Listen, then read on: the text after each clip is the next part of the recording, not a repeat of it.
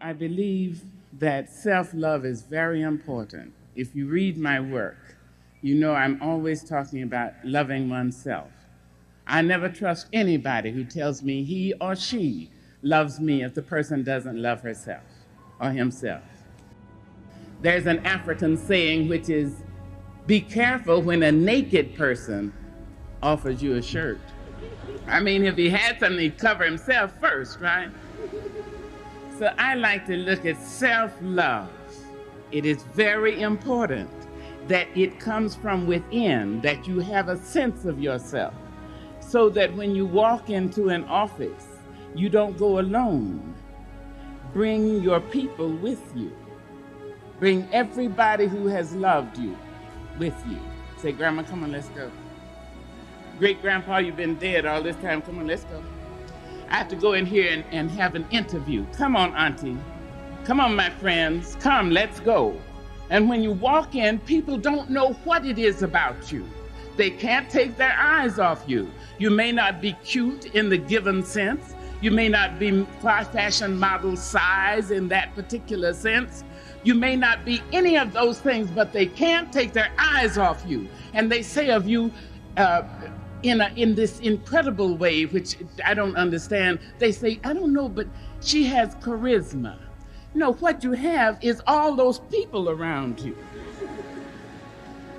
So think of that. Anytime you have anything to do, bring everybody with you that you can remember who has loved you. And then you have that sense of having been paid for. And when you walk in, people will say, now, I think you're overqualified. Yes, you will have that, but you'd have that anyway. I'm sorry to say. So let us look at self-love. I don't know when I know enough. I know a lot, and I'm grateful for that. I know enough to try to live what I know. Mm-hmm. Now that's a lot. Well, that's a lot. But I still don't have it all. What do you think that you, Maya Angelou, everybody who quotes you, and I quote you, and then they quote me to you and all, what do you think is the best piece of advice you've given? Well, I'm thinking that the best advice I've ever given, I hope, was that which I gave to my son when he was growing up. He said, I don't have any friends. How can I get some friends? And although I was very young, I told him two things. I told him, in order to get a friend, you have to be a friend. Be ready to be a friend.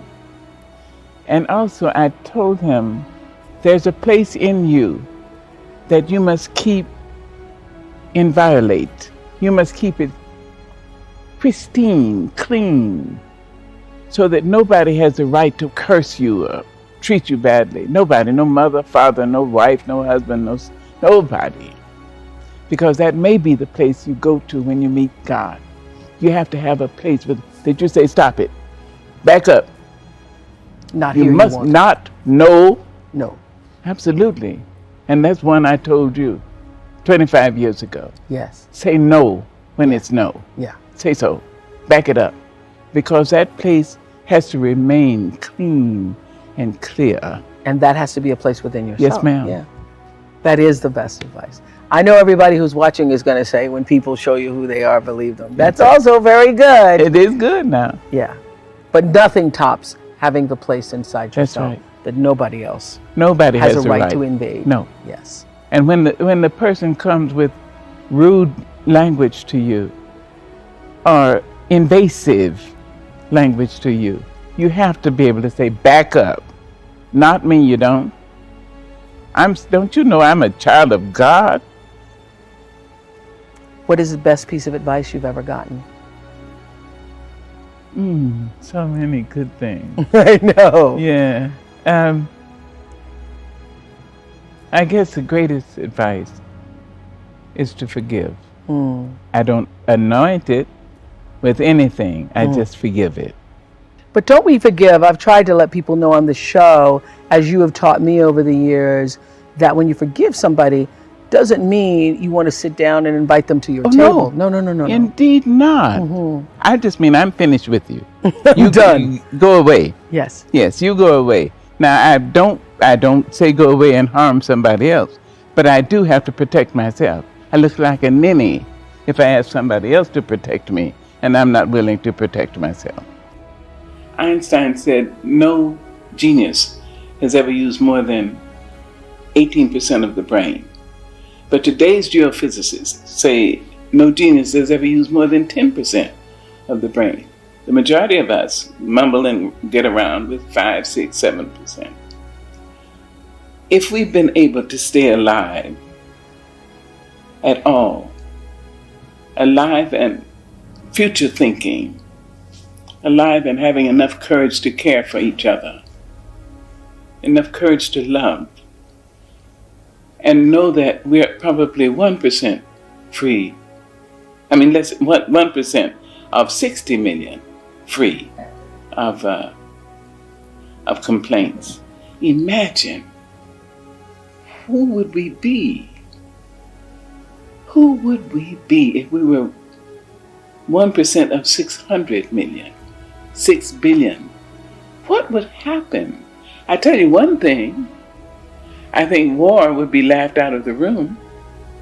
I think the very word, if somebody said war, another person would say, you mean, am I supposed to kill somebody because he doesn't agree with me? I don't think so. Just imagine. People would speak kinder, more kindly to each other. Courtesy would be invited back into the living room, into the bedroom, into the children's room, into the kitchen. If 1% of our world was complaint-free, we would care more about the children and realize that every child is our child.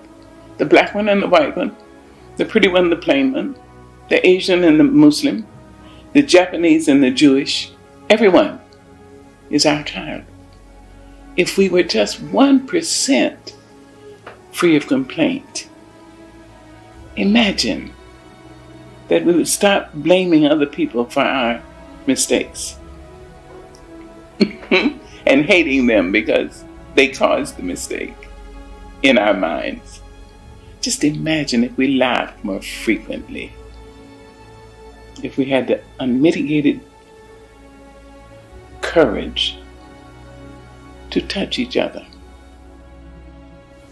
It would be just the beginning of paradise, Thank you.